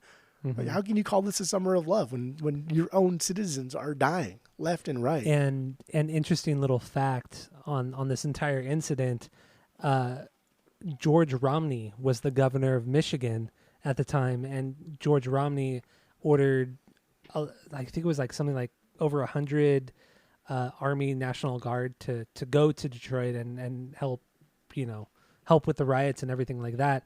But the son of George Romney is Mitt Romney, Hey boy, Mitt Romney ran for president in 2012 against Barack Obama, and there's been some controversy with Mitt Romney, but I just thought that was it was an interesting little fact that Mitt Romney's father was the governor of Michigan at this time. He's a senator from Utah. Fucking Mitt Romney. Come on, Mitt Romney. Come on. The fuck out of here. What the fuck do you know? But yeah, George Romney, governor. Sent a lot of people to go fight against the people of Detroit during these riots. Man, and then like did you read the Algiers hotel incident? Did you read anything about this? I don't think so. Dude, like just, oh my God. Like, if you read about this I think it's called the Algiers hotel or motel incident. This is during this riot. These police essentially went into this hotel, and a lot of different accounts happened, but essentially 3 people were killed. 3 or 4 people were killed. Some people say they were executed, and the police tactics that were used were like fake executions. So they would like question people, and they'd bring like one person into a room and then pretend they executed him to make the other people confess to things. They stripped women of their clothes, like fondled them, made fun of them. Like it is brutal. It is fucking brutal. It is insane. And here we are, Elektra getting mad at MC5 for saying, kick out the jams, motherfuckers. When not even 2 years fucking prior, your city is on fire. Your citizens are dead in the streets. Businesses are still recuperating from that incident. Yeah, and I think this is one of the music. first. Like I know Vietnam has always been the Vietnam War has always been considered like the first war that's ever been caught on tape that was televised. That the first war that was televised, and this riot in 1967, I think, was the first major riot to ever be televised and reported extensively in the newspapers and magazines and everything. Like this got like front page coverage on Time magazine, Life magazine, as well as national news, probably international news too, on top of everything else. And it's the first of its kind. And I mean, this is like the kickoff to what we know as modern media, much like the Vietnam War was. Like that I think this has to do with like John Sinclair. I mean, I mean, there's a lot of stuff happening in the 60s, but like John Sinclair and his peoples, the White Panthers, they're militant. They're people going out and actively defying the government. And then the whole like COINTELPRO stuff, the counterintelligence program that was raided, right? That would like I'm trying to reel it in here. There's so many things. There's a lot, yeah. There's so many fucking things. I didn't even know until this week either that the FBI sent Martin Luther King a letter, a suicide letter, like encouraging him to commit suicide. Yeah, isn't that because wild? they just wanted him gone. And this is all part of the same thing. And this is the 60s. This is the summer of love. Right? It was all a psyop, baby. The whole hippie movement, all that counterculture was all a giant psyop. That's a fun rabbit hole. Get into that. Well, it's based in reality, because if you go back to our boys in the Grateful Dead, a lot of those guys that were distributing LSD in the West Coast and in Frisco area, these guys were a part of CIA operations to see, hey, what would happen if you took this much LSD? If you took this much acid, what is going to happen? Let me film you. Let me help you distribute and not charge you accordingly. Because John Sinclair it's sentenced to 10 years in prison for 2 joints, whereas guys in the Grateful Dead were charged, 6 months for pounds and pounds and pounds of LSD. Yeah, or you look at Wayne Kramer too. After the MC5 disbanded, Wayne Kramer, he went to federal prison for 3 years for trying to sell weed to some undercover FBI agent. Come on. Yeah. Come on. That's stupid. Yeah. It's silly boy talk. It's insane. Yeah. It is. And yet Also the didn't read MC5 until like we've talked about, MC5 never really got the recognition they deserved. But why is that? They were doing everything, that the hippie movement and the counterculture were doing, but in a little bit more extreme way. But they were never as popular. They got busted way more than the guys from the Doors, than, like you said, especially the Grateful Dead guys. It's so weird. It's so fucking weird. Dude, Baird from the Grateful Dead was the largest supplier of LSD on the West Coast. Yeah. Like, he was a drug kingpin. Yeah. Like, that's a nice way to put a drug kingpin. You are the fucking Scarface of LSD on the West Coast. Like, come on. That's what you are. And you can't tell me that was not some sort of planned thing. It's just silly. It's straight silly boy talk. I didn't know that the whole documents from that COINTELPRO were stolen by supposedly like a citizens gang. A bunch of people broke into the FBI building, stole all these documents, and then leaked them to the press. Sent them to the press. Oh, I didn't know that. It's like the whole counterintelligence program, all of their secrets. Oh my God, this is insane. All of their secrets that they had against the entire, it's so fun. It's so exciting. Yeah.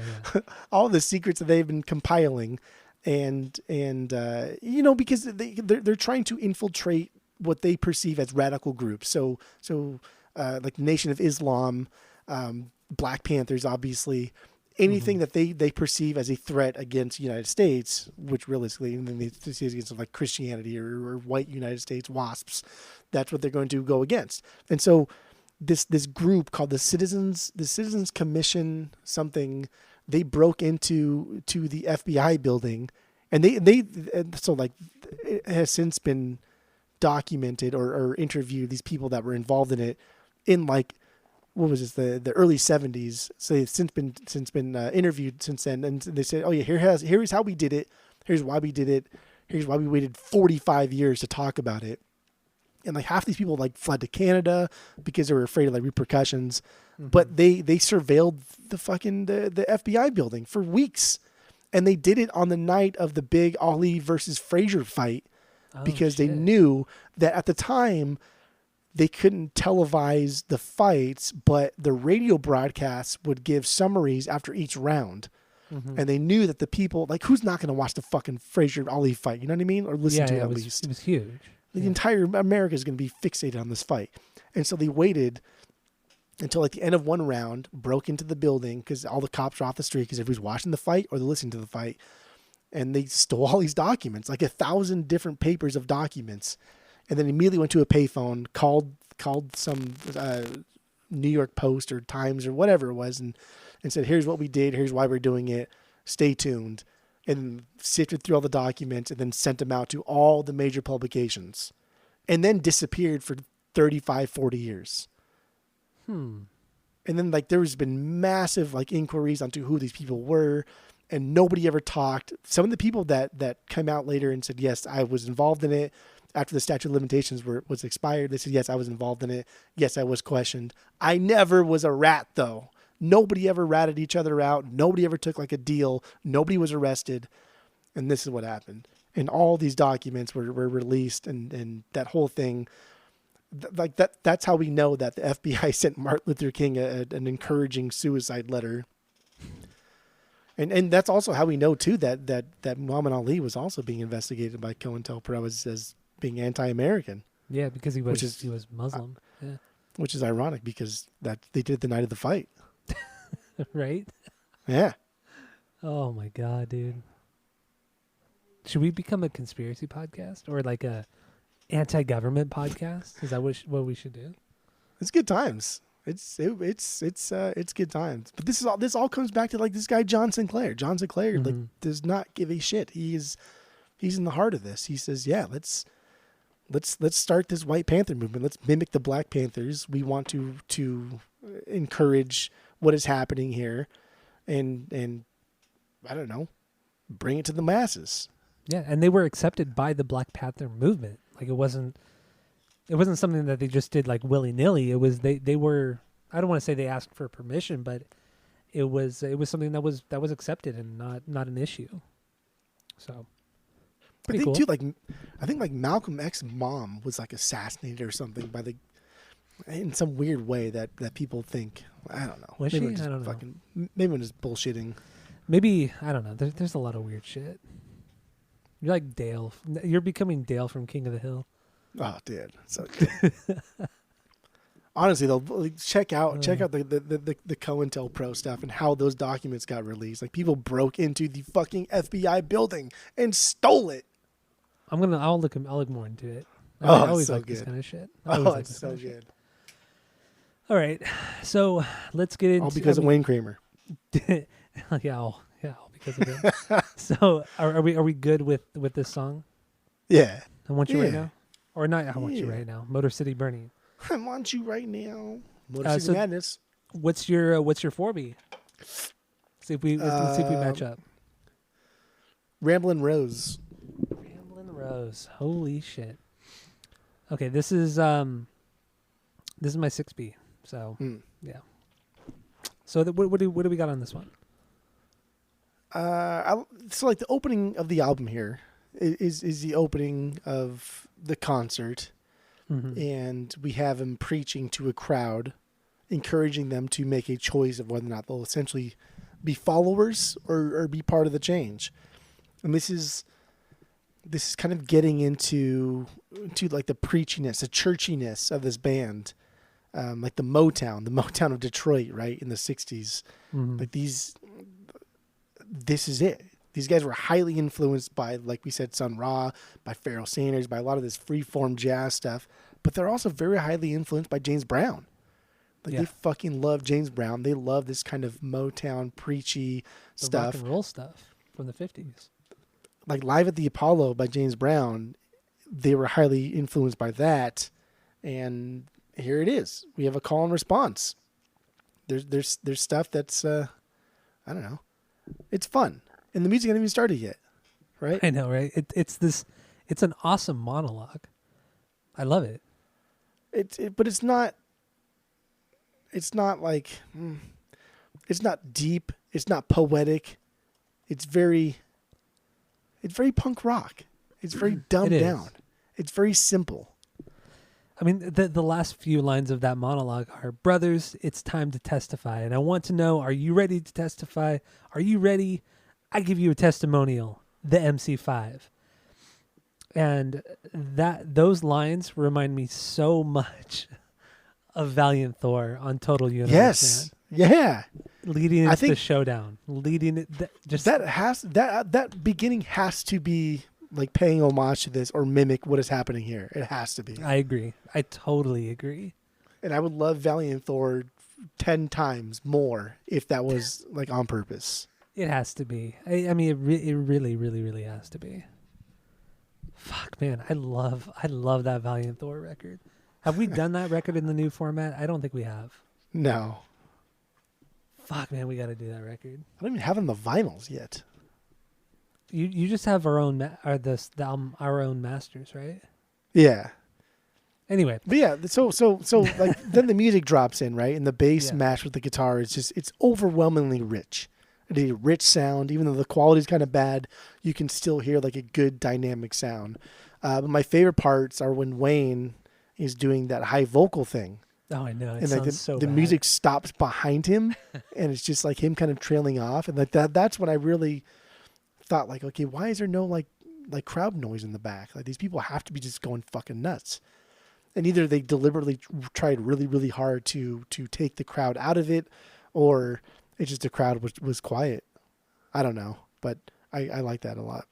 I think it's just the crowds in the 60s, they were just like, they were tame.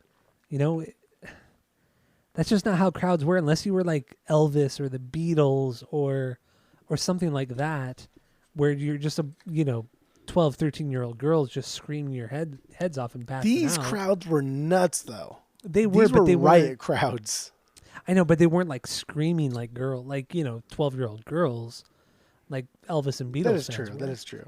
Because Because these you are can more still be a riot adults. crowd and not scream. Yeah, yeah. I mean, when you really think about it, you go to even nowadays, you go to a punk show or anything, nobody's like screaming at the band. They're just like, in the pit, circling around, shoving each other. Nobody's like screaming. Maybe if anything, they're singing along. But a band like MC5 in the late 60s, nobody knows these songs. They're not singing along. These aren't sing-along songs. It's just a much different time. So I think that's why there's not a lot of, you can't hear a lot of crowd stuff. Yeah, that's probably true. And when you think about it too, like you and I just got into that Neil Young record, that acoustic record from 1972, that Young Shakespeare record. Yeah. Even on that record, it's an acoustic record, but the crowd is very quiet. Even on that record. They're being respectful.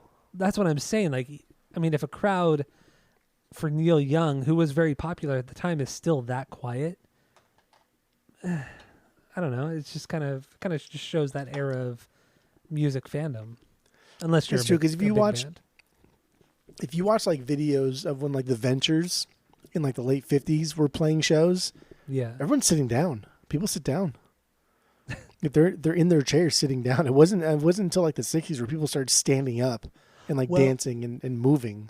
Wasn't that a big thing with I mean, I think we just talked about this with Dick Dale as well. Like Dick Dale in the early mid 60s. Yeah. He was one of the first artists to have like people dancing at shows. Otherwise He got people were just banned. sitting there. Yeah, he got banned from shows for doing that. Balboa, where like you cannot fucking play shows because people don't sit the fuck down. They get crazy. And it was just them jumping up and having fun. And that was what 63 to when Dick Dale really started to play bigger crowds. So that was 5-6 years prior to this. Yeah, it's not a big difference in time. So. Man, a lot of cool steps in music in the 60s. A lot of cool steps. Right. But yeah, I thought this song "Ramblin' Rose," it is a cover. Jerry Lee Lewis did sing and record this song a few years prior to this particular version, and I think this is kind of them mocking kind of maybe rock and roll they don't really like. Kind of sing, because I mean Rob is singing out of his range. Like it almost seems like he's just poking fun at other artists, because why else would he sing like that? Unless you're trying to make fun of somebody else. I mean, I think they liked Jerry Lee Lewis. I think they liked this style of rock and roll, and that's why they're mimicking it. I have a hard time believing that they're going to go through all the trouble to learn the song, to flesh it out, if they just want to make fun of it. So I think they do like the song. And it's funny because it's I thought it was a Nat King Cole album because I've had this album like 3 times, and it's called Ramblin' Rose, but it has nothing to do with the Jerry Lee Lewis song. But the Nat King Cole album, Ramblin' Rose, is a good album, but it's a dollar record album. But I've listened to it like 3 times, and it's really, really good. And Nat King Cole is fantastic. Oh, yeah. Great. But it's dollar record stuff. So I thought that's what this was at first, but it's not. Throw that out there. So should we play a little bit of Ramblin' Rose? Play a little Ramblin' Rose. At least that spoken word intro. Like we talked about it. Dude, it's so good. Here we go. Ramblin' Rose from MC5.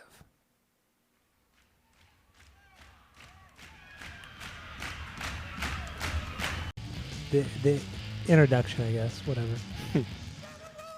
Dude, it makes me want to listen to that Valiant Thor. He even sounds like that, like the rasp in his voice sounds like him. Yeah, well, like when he starts to get a little bit like screamy, it sounds like him. Dude, I love Valiant Thor. Love that band. So, do we have anything else on here? I mean, I will say after that monologue, the lyrics are stupid and lame and have nothing to do with that initial monologue, right? No, not at all. This is one of the worst lyrically because they're covering a song by Jerry Lee Lewis. Yeah. And Jerry Lee Lewis, I mean, there's no deeper fucking meaning to this. He's just a love interest. Probably his fucking underage his cousin. Yeah, his 14-year-old cousin. Like that's what this is probably about. Terrible. So I don't know. Maybe that's why they covered this song and were making fun of the song. Because when did he get caught? Let's see here. It had to have been prior to 1968, 8 or 9. I feel like that wasn't probably till like late 70s. I think it was early 60s. Cousin reveal. Let's see here. Ew. Disgusting, yeah. So he married his cousin, his 13-year-old cousin, in 1958.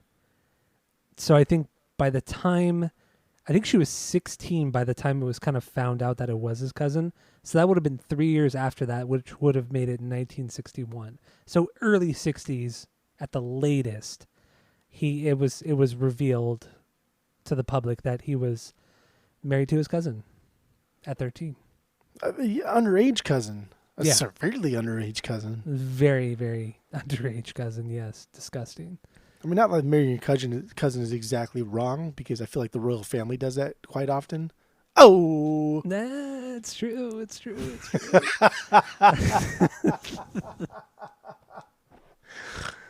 it's good boy. times. Anyway, I think this might be a jab at Jerry Lee Lewis. I really do. I really think it is because why the hell else would Rob sing like that? That's like the high pitch. I think the high pitched vocals is Wayne singing. You think so? Yeah, I think it's Wayne singing because it's bad. No, yeah, I know. It's not good in any way. It's bad. But I do like the idea of the Jerry Lee Lewis scandal coming out, and these guys say, "Hey, we should cover a Jerry Lee Lewis song." What about love? At that, what about like true love? And I'm gonna go with that. Let's go with that. All right. We can go with that. I like that. So Jerry Lee Lewis is still alive, by the way. He's like 86 now, and he married his 7th wife just last year. Wow. Just last year. I'm reading that on Reuters right now. Or I'm looking through that real quick on Reuters right now. But yeah, he's On what? I can never pronounce that website right. Reuters. Did he? What? Did he have children with his underage cousins when he was married to her? I don't think so. But now I'm really curious. Because that means like she would have given birth if they. Well, I don't think he said when they were divorced. Which I assume they were divorced because she's on the 7th now. Yeah. I mean, yeah, I think it might have been maybe his first wife. His cousin might have been his first wife. Fuck, man. Now I just kind of got to know real quick. God, what a So fucking freak. yeah, seriously, it's really disgusting. Really, really disgusting. He's been married 7 times, including the marriage with his underage cousin. Okay, they had 2 children together. No, did they really? Yeah, you take way too long. They had 2 children. Oh yeah, you're right here. Yeah, Steve Allen Lewis and I think Phoebe one Allen of the children Lewis. died really young. Yeah, 3 years old. It looks like 2 or 3 years old. But So then the other their one's first, still alive. okay, so he married his cousin when she was 13 in 1957. In Yeah. 1959, she had a kid. So she was 15 when she had the kid. She was 14 when she got pregnant. How is that even? How I don't know. I don't know. How are these words even like coming out of your mouth? You know what I mean? Like It's so disgusting. in a topic It's of so- conversation that's casual. Like, yeah, It's terrible. It's disgusting. It looks like she never had any other kids after that. dude, having a kid at 15 years old. I know. And it being your cousin. Your cousin's kid. I mean, I'm not good on like the cousin and once removed type of thing. But if you're having a kid with your cousin, isn't that kid also your cousin? Your cousin's kid. Wait, what is a cousin once removed?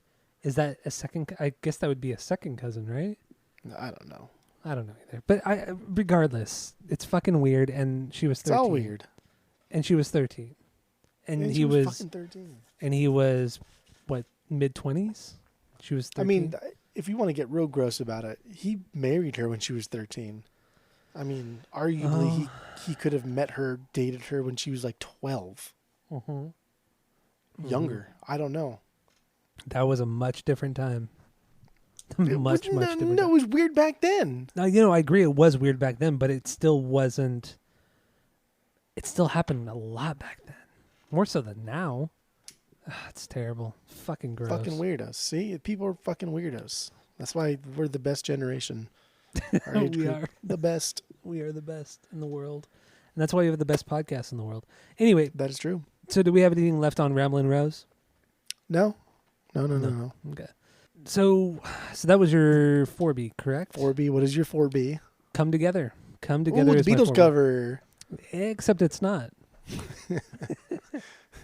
This is a really sloppy song.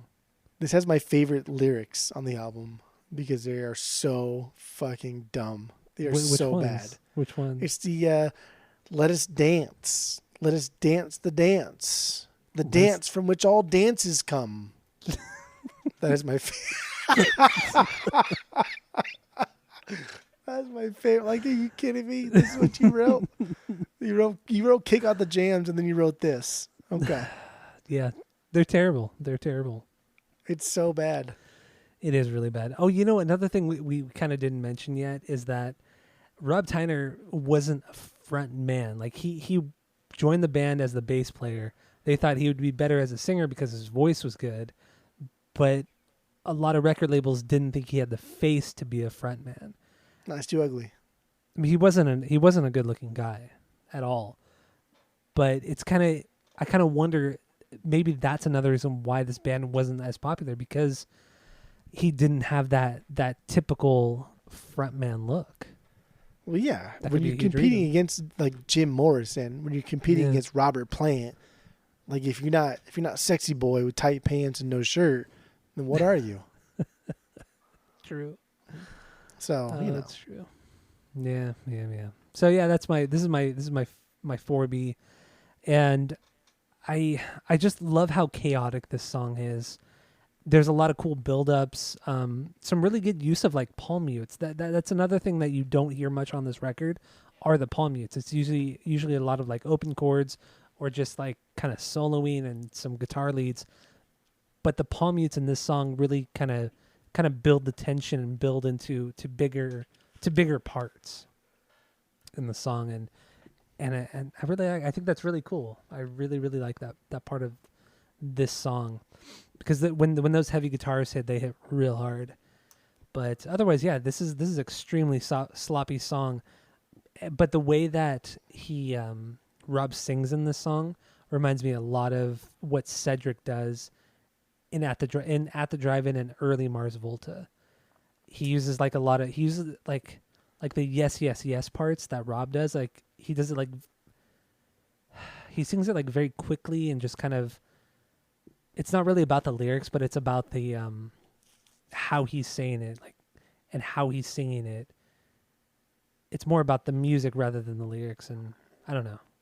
I get a lot of Mars Volta stuff from this, or At the Drive-In stuff from this. This one reminding me most of James Brown. And I've only listened to like 2 James Brown albums, one being Live at the Apollo. And this reminds me so much of James Brown, especially when James Brown does like the wah, like I feel good, wah. You know what I mean? Yeah, the screaming, yeah. Like that's here. And like these guys are very influenced by James Brown, by Motown, Motown, Motor City Town. They're very influenced by it. And that's what he's doing. He's channeling it.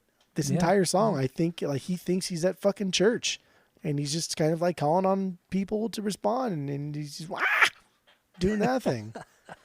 This is like Rob's song. That's what's happening. This is Rob's song, and I also kind of got the feeling that this is a song I could picture them warming up to during rehearsal. This is like their jam song, even though they didn't really jam on it. It sounds like they would just open up for practice. It's fun. It builds into itself. It's very easy to play. Doesn't really go anywhere. Doesn't have to. Doesn't want to. But then like it kind of double times at the end and trails off. And it's an exciting piece. There's a lot of things going on. I like it. I think this is a great song too. All right. Should we play a little bit of it real quick? Clearly, yes. You want to play a little bit of it. So here it is. Come Together from MC5. Obviously, lyrically, this is a dumb song. It's just about having sex and all that kind of stuff. I want to read the lyrics one more time because I think they're so bad that I want to get it out there. So okay, he says, "Let us dance the dance from which all dances come." Yes, that is it. That's a fucking Michael Scott lyric right there. I'll tell you that much. Or it just sounds like somebody improvising. Let us dance. Let us dance the dance. The dance from which all dances. No, that's Michael Scott. Michael Scott said that probably. It's so bad. Yeah, the Michael Scott thing is pretty spot on. That's pretty good. Those are good times. I really think a lot of this song was improvised though, because the lyrics are just very, very stupid. Because he repeats himself so much. I honestly believe this is like their warm up song. This is their song that they play together when they start practice, because there's not much to it. It's just super easy. It's super. There's not much complexity to it. Yeah, not at all. Not at all. And he gives Rob a chance to kind of get his out. Get his inner James Brown out. Mm-hmm. Brown out. Oh, that was a pretty good one. That was pretty good. That was a good one. I actually choked on that one with my beer. All right. That was fun. I mean, we've covered most of the songs. Is there anything else you want to kind of touch upon? I mean, I guess just real quick, like the Starship song. Yeah, the Sun Ra one. That was the one I wanted to touch upon last. It's my 6B. Okay, it's my 7B. Yeah, I like it. I think it's a great song.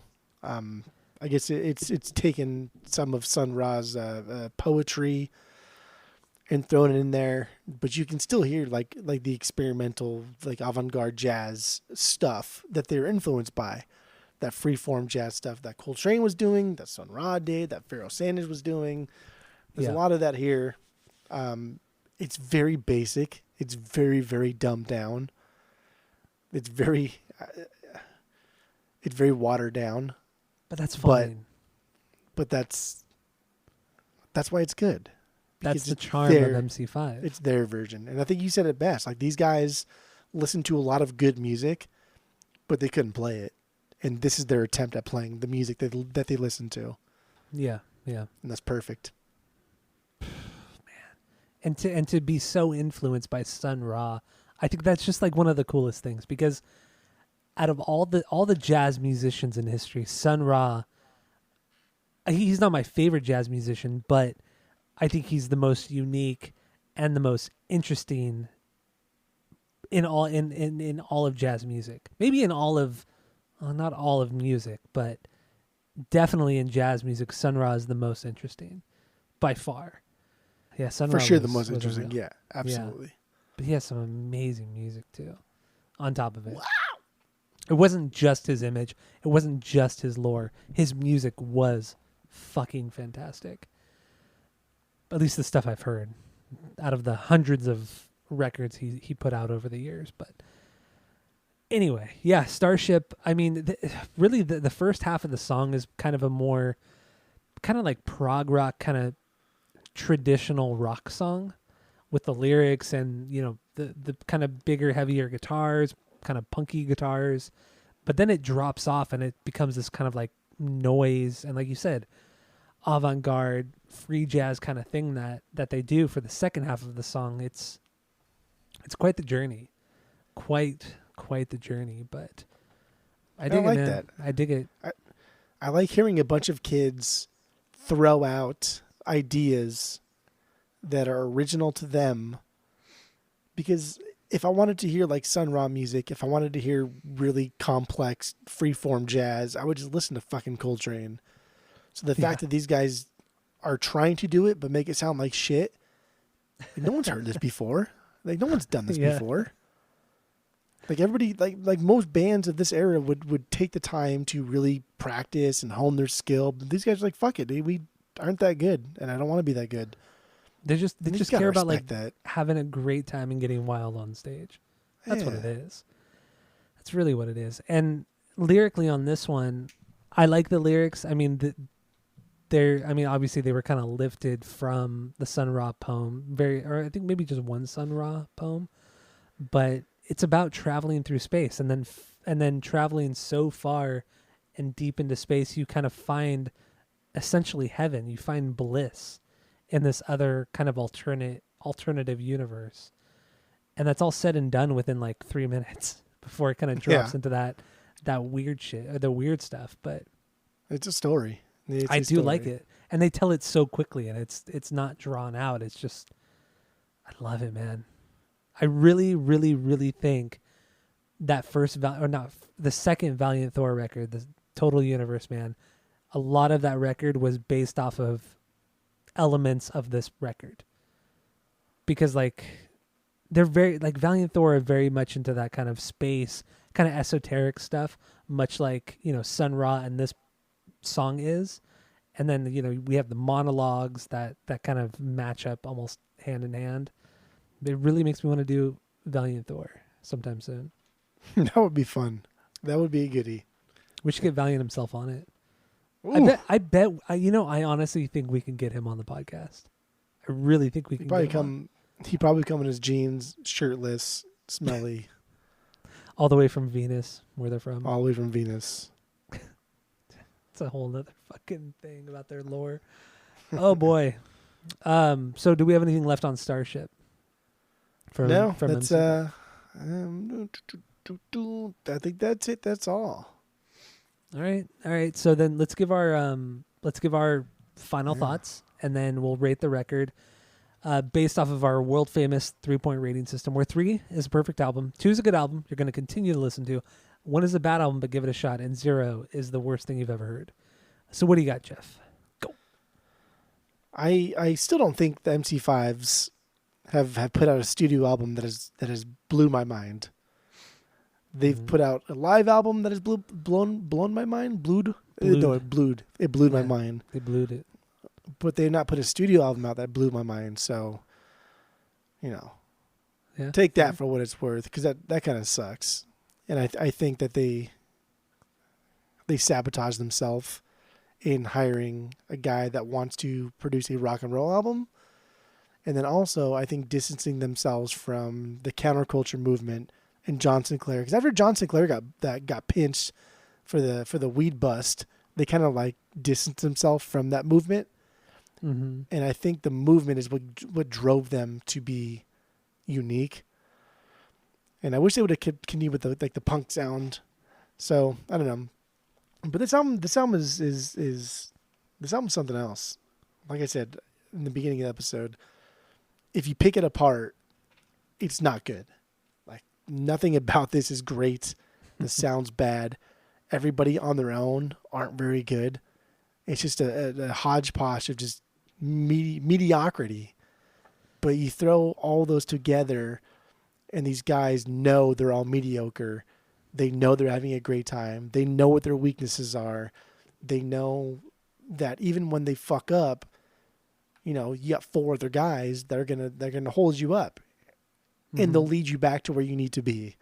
And I think that's why we start bands. That's why people start a band with their friends, is to do this. Yeah. And this is like, I don't know. If there was like starting a band class in college, this should be like the first lesson, because this is what it's supposed to sound like. This is what it's supposed to sound like when you start a band and have fun.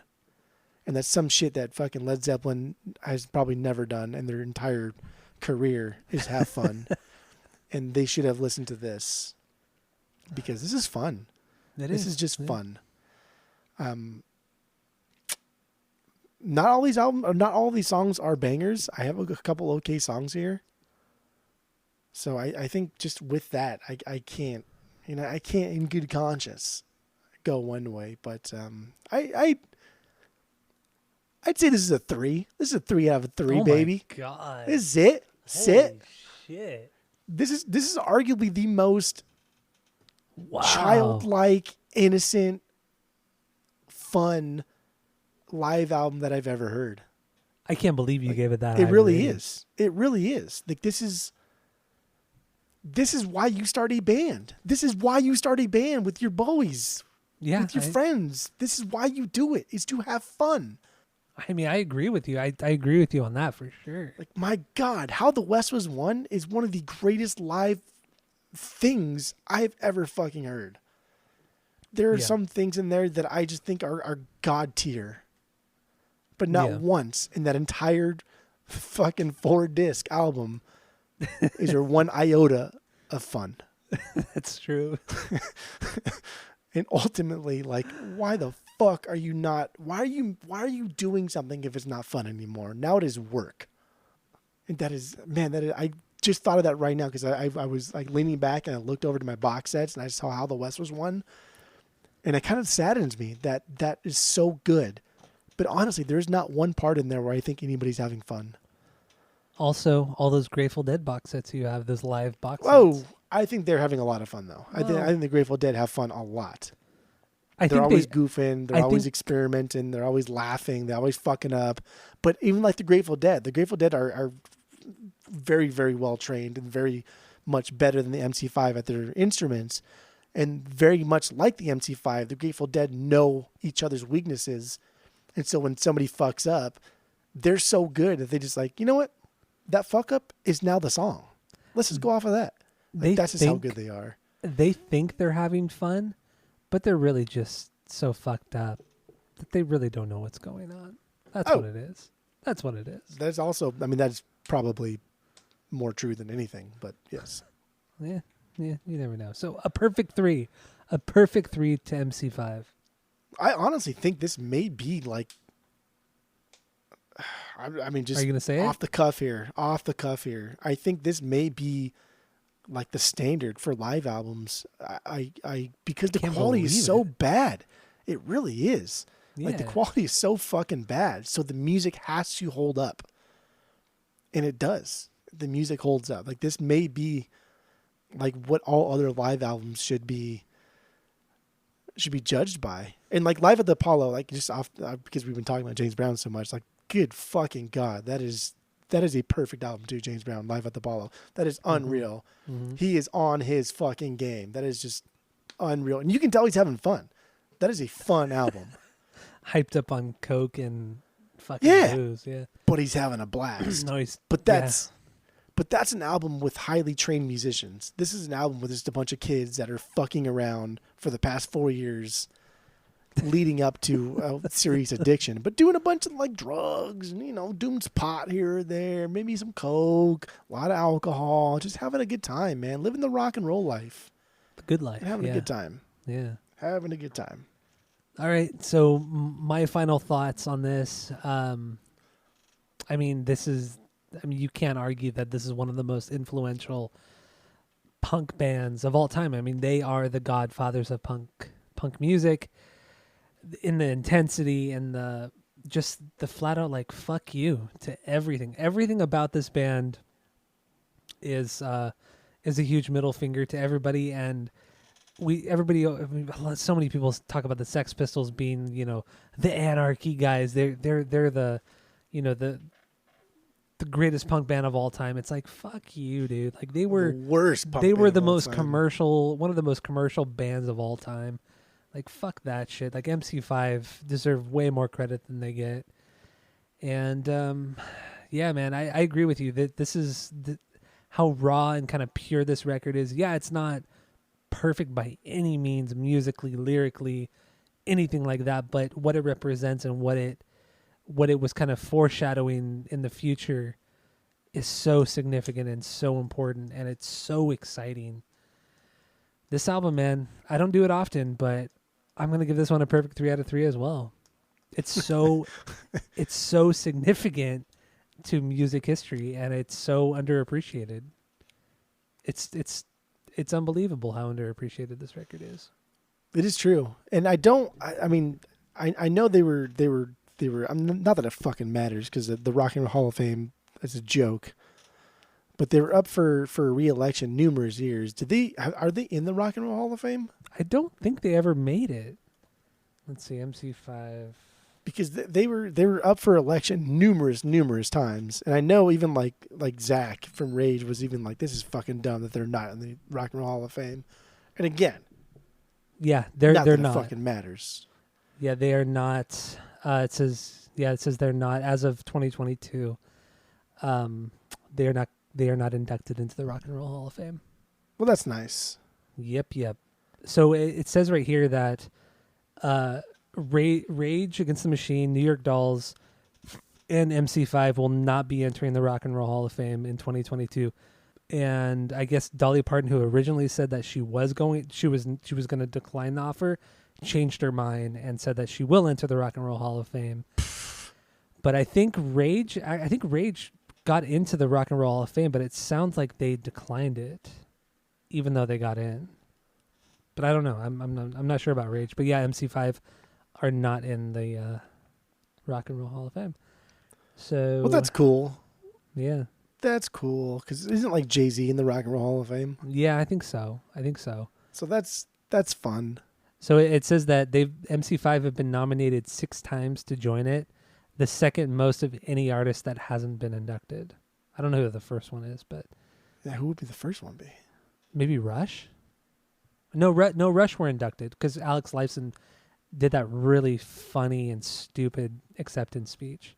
But anyway, yeah, MC5, they are not in the Rock and Roll Hall of Fame, for what that's worth. We always talk shit on it, but we always talk about the Rock and Roll Hall of Fame.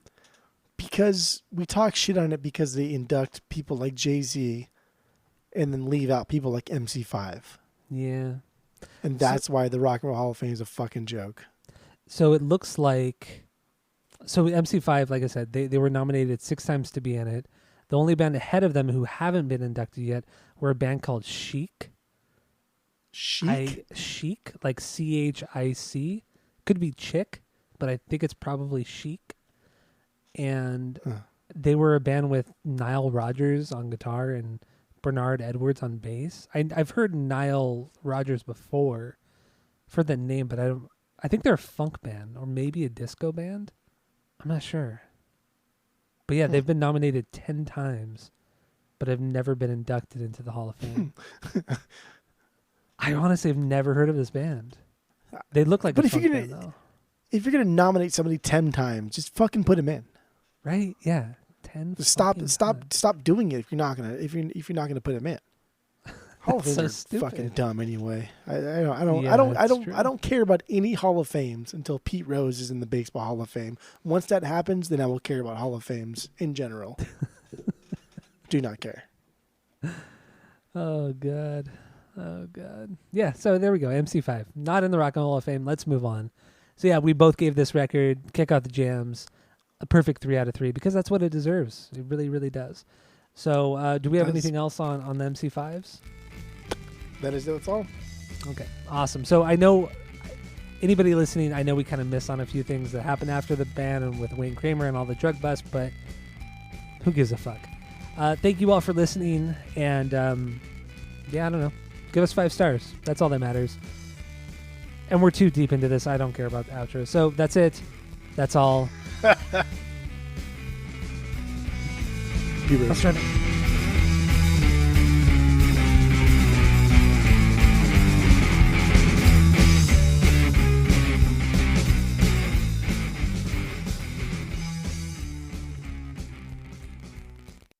We should do, I don't know. Beaver fever. Beaver fever. I don't know what a crumpet is. Is a crumpet like a donut or something? It's like some kind of pastry. Oh man. Like a croissant. No, crumpet's like a scone, isn't it? I don't know what a fucking scone is. I don't know what a fucking scone is. Are you kidding me?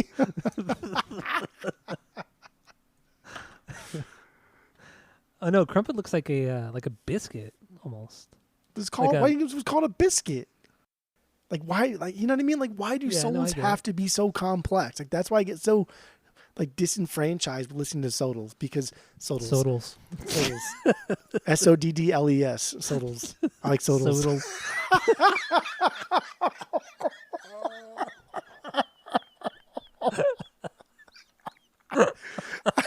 I like Sodals. I like Sodals.